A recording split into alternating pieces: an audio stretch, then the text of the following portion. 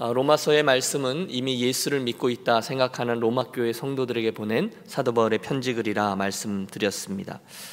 지난 시간에 살폈던 로마서 1장 후반부의 말씀은 우리에게 죄가 얼마나 심각한 것인지, 그리고 그 죄 속에 빠져있는 사람들의 모습이 어떠한지에 대해서 말씀해주고 있습니다. 기억하세요? 그들은 하나님을 영화롭게 하지 않습니다. 그분에게 감사하지도 않습니다. 도리어 그들은 썩어질 우상을 쫓으며 각각의 인생길을 걸어갑니다. 결국 로마서 1장은 그들 위에 하나님의 진노가 이미 임했다라고 말씀합니다. 모든 사람이 죄를 범하였음에 하나님의 영광에 이르지 못하더니, 로마서 1장은 아예 그 선언을 판결하고 나서 그 다음의 이야기들을 진행해 나갑니다. 모든 사람이 죄인이다. 모든 사람이 죄를 범하여 하나님의 영광에 이르지 못하고 진노 아래 있다. 이게 사람들의 형편이라는 거예요. 그런데 우리가 로마서 2장을 열면 하나님의 이 판결에 불만을 품은 사람들이 나타납니다. 하나님 너무 심하십니다. 어떻게 그런 사람들과 저를 함께 싸잡아 다 죄인이다라고 선언하십니까? 물론 저도 죄인 맞죠. 그러나 아무리 그래도 나는 그들보단 조금 낫지 않습니까? 나는 그래도 예수를 믿는데요. 나는 그래도 교회를 다니는데요. 라고 말하며 하나님의 그 판결에 승복하지 아니하는 사람들이 본문에 등장하고 있습니다. 의인 의식입니다. 맞아. 우리는 다 죄인이야. 나도 죄인이야. 동의는 해요. 그러나 아무리 그래도 저 뒤에 한마디를 붙이는 거죠. 아무리 그래도 나는 그 정도는 아니지. 나는 그들과 조금은 다르지. 따라서 오늘의 본문 2장 1절에 나오는 그러므로 라는 말을 우리가 주의해서 보아야 합니다. 여기에는 하나님께서 모든 사람들이 죄인이다 라고 선언하셨으니 너희는 딴소리 하지 말아라는 의미가 담겨 있어요. 그러므로 여러분, 오늘 본문의 말씀이 그러므로 남을 판단하는 사람아 라고 시작하고 있음을 유의하십시오. 그래도 나는 아닙니다 라고 말하는 이들이 있는데, 그들에게 로마서 1장의 죄 이야기가 다 맞지만 나는 좀 다릅니다 라고 주장하는 사람들에게 누구를 막론하고 너희가 핑계하지 못할 것이다, 하나님 아예 못을 박아 놓으셨습니다. 3절을 보세요. 이런 일을 행하는 자를 판단하고도 같은 일을 행하는 사람아, 내가 지금 하나님의 심판을 피할 줄로 생각하느냐? 하나님이 우리들의 내면을 다 보고 계시다는 거죠. 겉으로는 내가 좀 낫다, 당신이 좀 낫습니다 하지만 실제로는 다 똑같다는 거예요. 여러분, 설교를 하고 나면 가끔 저에게 반응하시는 분들이 계시죠. 목사님 오늘 은혜 많이 받았습니다. 참 좋죠. 하나님 감사합니다. 할렐루야. 거기까지는 좋습니다. 그런데 그러고 나서 꼭 살짝 이렇게 말씀하시는 분이 계세요. 목사님, 오늘 그 김 집사님이 안 나온 게 참 아쉽죠. 오늘 설교는 그분이 꼭 들으셔야 되는데, 그분 생각하면서 준비하신 건데 내가 다 아는데. 여러분, 그럴 때가 있습니다. 그때 그분은 그 말씀을 들으면서 아멘 하셨지만 실제로 그 아멘은 나의 아멘이 아니라 그분의 아멘으로 듣는 거죠. 하나님 감사합니다. 너무너무 귀한 말씀인데 하나님 역사하여 주셔서 이 말씀 듣고 저쪽에 있는 김 집사가 회개하게 해요 주시옵소서. 나는 그 말씀에 해당하지 않는다는 겁니다. 마음속에 판단하는 거예요. 그분이 들어야 한다. 은혜를 남에게 적용시킵니다. 그러나 안 된다는 것입니다. 사랑하는 여러분, 하나님의 말씀을 들을 때 이 말씀은 내게 주는 것이다 라고 듣는 게 축복인 줄로 믿습니다. 다른 이에게 주시는 말씀이 아니라 나에게 주시는 말씀으로 받는 거예요. 사도행전에 베드로가 설교했을 때 3,000명이 듣고 거꾸러지며 회개합니다. 그때 그들의 반응이 중요합니다. 맞다. 저 말 너무너무 맞다. 제사장들부터 회개해야 한다. 바리새인들부터 회개해야 된다. 그러지 않았어요. 그들은 마음이 찔려 가로되 형제들아 우리가 어찌할꼬 하며 자기들의 죄를 울부짖기 시작했죠. 그때 그들에게 회개의 영이 임하고 성령 충만함을 선물로 받았습니다. 이 아침에 권합니다. 사랑하는 여러분, 주님의 몸된 교회 강단에서 누가 설교를 하든지 하나님께서 그 강단에 하다못해 신학교 1학년짜리 전도사님이 올라가서 설교를 하더라도 그 말씀을 항상 1인칭 나의 복음으로 받고 나의 아멘으로 반응하는 저와 여러분이 되시기를 바랍니다. 이 본문에 나오는 사람들, 남을 판단하는 사람처럼 이렇다 저렇다 남들을 판단하고 그들이 들어야 되는 말씀이다 그렇게 받지 않으셔야 돼요. 이어지는 말씀들은 그런 이들에 대한 설명입니다. 말씀드렸던 대로 이런 죄인들의 특징은요, 늘 먼저는 남을 비판하게끔 되어 있습니다. 여러분 하나하나 여러분과 저 자신을 돌이켜보며 이 말씀을 대해 보시죠. 하나님 벌써 이 사람들의 별명을 남을 판단하는 사람이라고 붙이고 시작하세요. 그러므로 남을 판단하는 사람아, 누구를 막론하고 내가 핑계하지 못할 것은 남을 판단하는 것으로 내가 너를 정죄함이니 판단하는 내가 같은 일을 행함이라. 보세요 여러분, 그런 의인의식에 사로잡힌 이들은 자기의 허물에 대해서는 관대한데 남의 허물에 대해서는 엄격합니다. 그러나 하나님은 그때 그 판단을 가지고 네가 먼저 판단 받는다는 것을 잊지 말아라, 이렇게 말씀하세요. 여러분, 우리가 누가복음 18장에 보면 저 유명한 바리새인의 기도와 세리의 기도가 나옴을 압니다. 바리새인들은 벌써 판단하고 시작합니다. 자기는 다르다는 거예요. 하나님, 나는 다른 사람들 토색하며 불의하며 간음을 하는 자들과 같지 않고 저기 있는 저 세리와도 같지 아니함을 감사하나이다. 판단하는 사람입니다.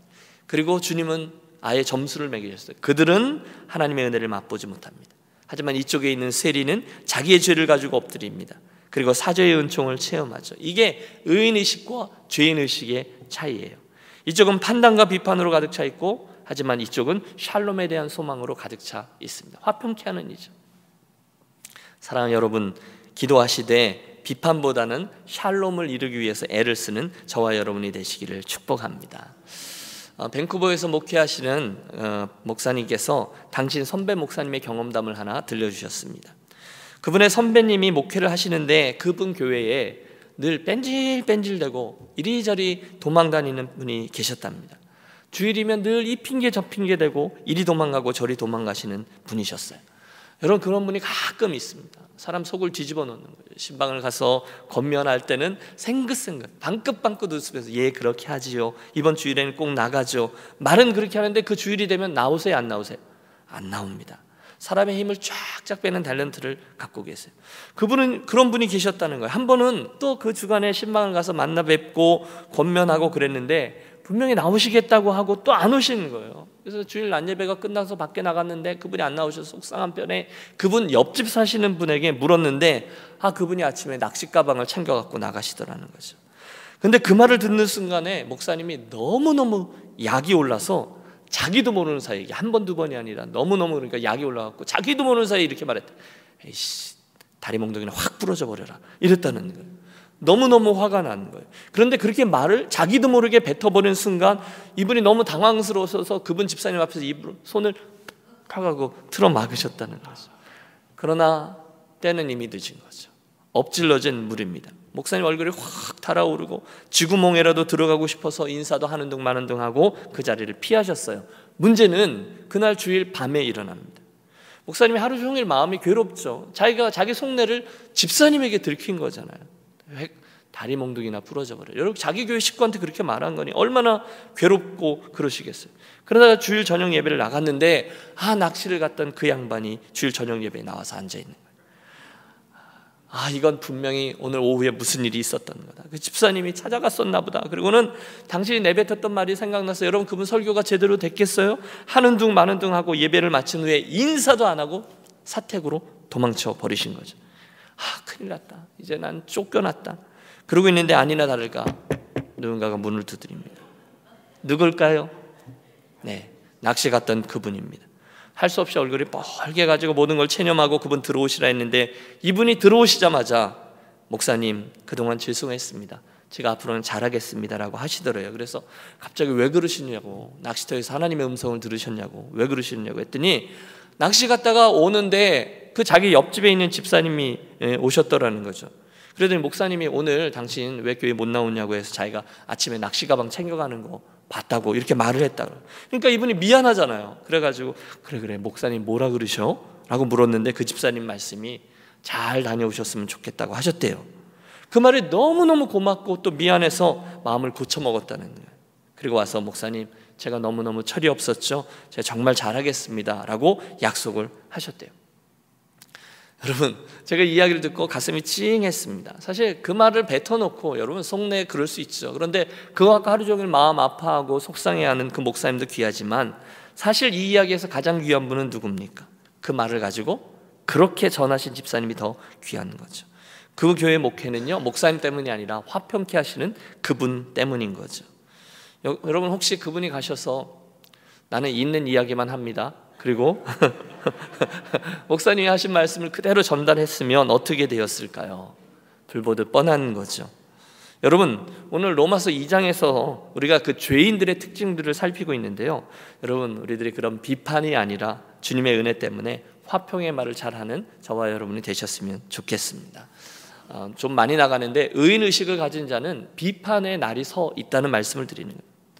두 번째, 의인의식 속에 사는 사람의 특징은 그러다 보니 자기 죄에 대해서 둔감한 편이 있습니다. 그런 면이 있습니다. 3절을 보십시오. 이런 일을 행하는 자를 판단하고도 같은 일을 행하는 사람아, 내가 하나님의 심판을 피할 줄로 생각하느냐라고 되어 있어요. 누구나 똑같은데 자기만 모르는 것입니다.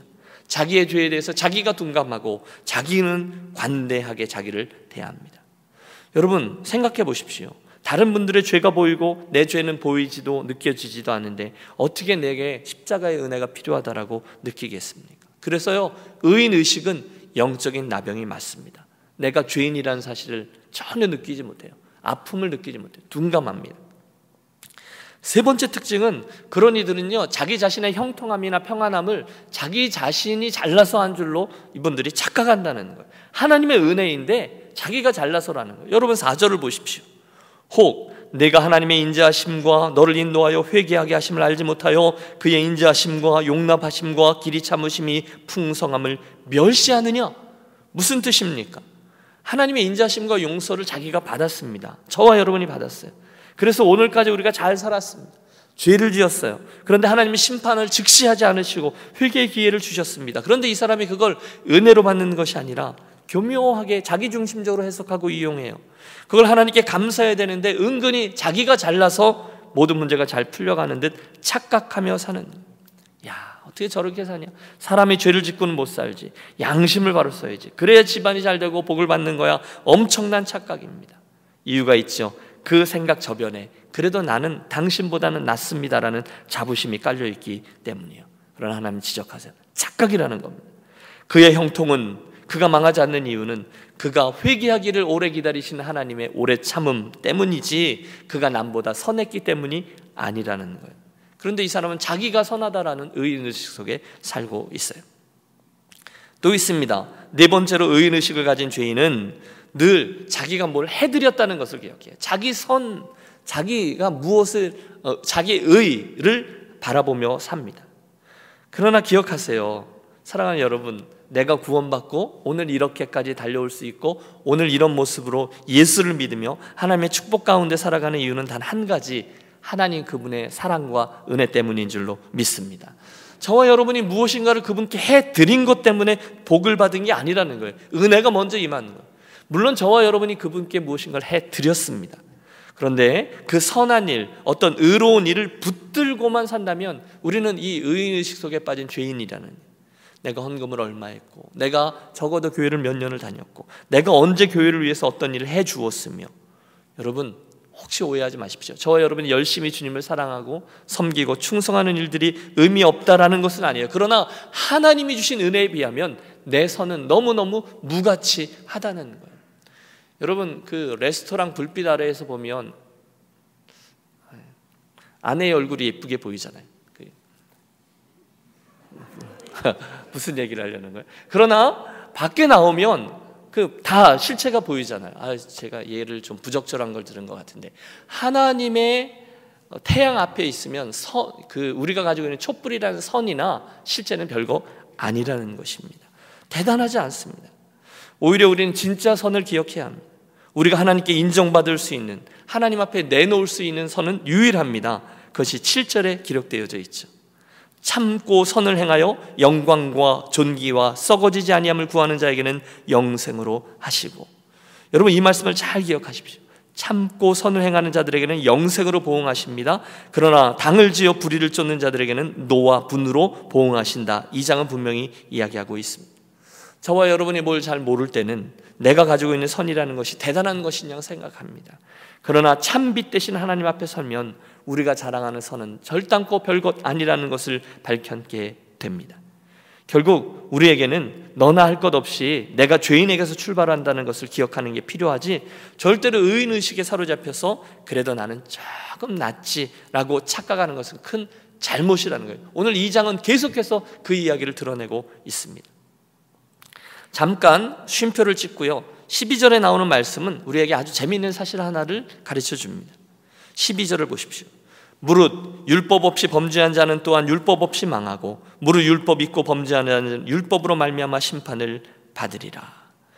여러분, 우리가 가끔 결론이 안 나는 난제들을 가지고 있습니다. 여러분, 왜 흔히 하는 질문들 있죠. 예수를 모르고 죽은 사람들 이야기.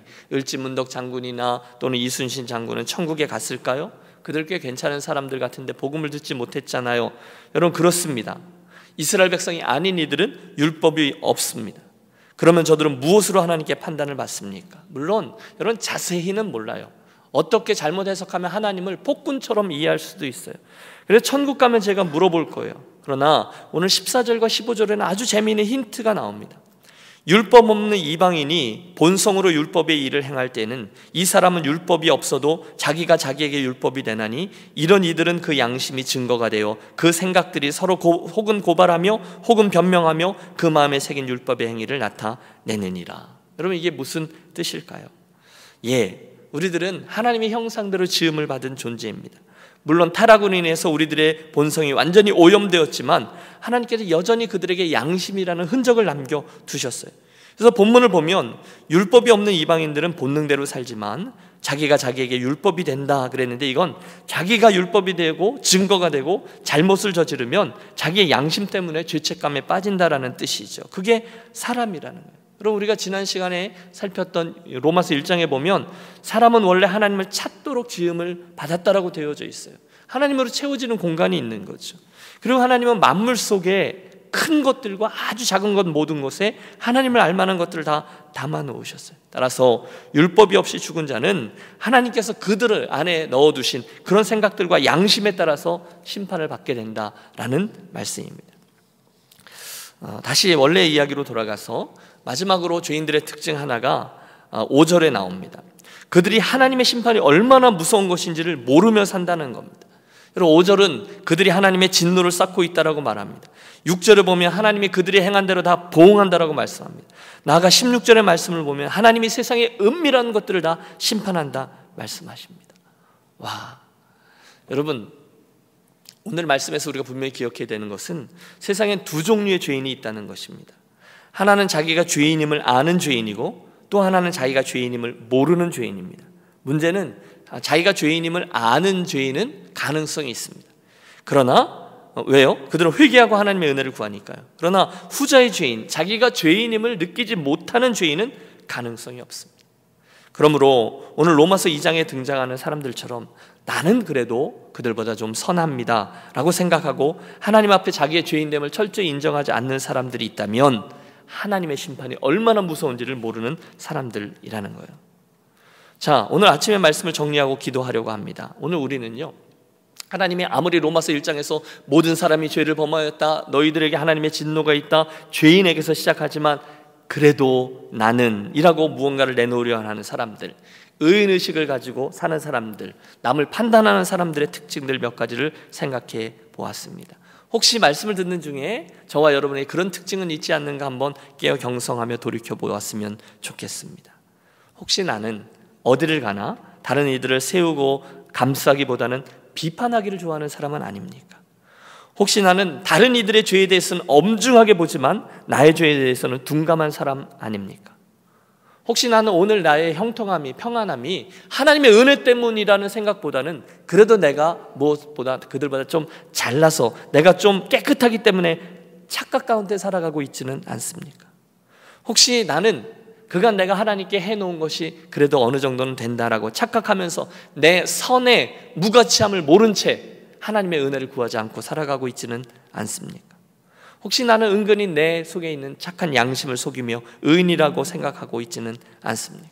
혹시 나는 하나님의 심판에 대한 두려움이 없이 마치 나와 다 아무 상관이 없는 이들에게만 임하는 말씀, 심판이라는 주제, 그들에게만 적용하며 살아가고 있지는 않습니까?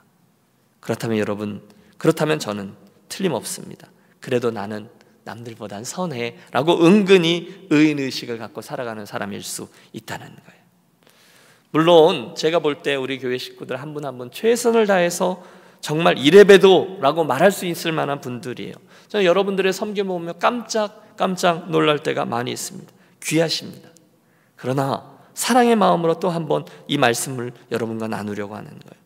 그것들은 참으로 아름다운 일들이고 하나님 나라의 상급으로 쌓는 일들이 될 수 있지만 하나님의 선에 비추보면 별것도 아닌 내 선에 너무너무 무가치하다라는 것을 기억해 주십시오. 세월이 흐르면 흐를수록 사랑하는 여러분, 저와 여러분이 주님께 뭐 해드렸다고 생각하는 것들은 있는 것이 좋습니다. 대신 더욱더 그분의 은혜를 더 사모하고 더 구하는 거죠. 더 그분의 은혜를 요청하십시오. 여러분 그렇게 행하시기 바랍니다. 믿음의 선한 싸움을 끝까지 잘 달려갈 수 있도록 하나님의 도우심을 구하면서 달려가세요. 정말 하나님 도와주십시오. 주님 도와주십시오.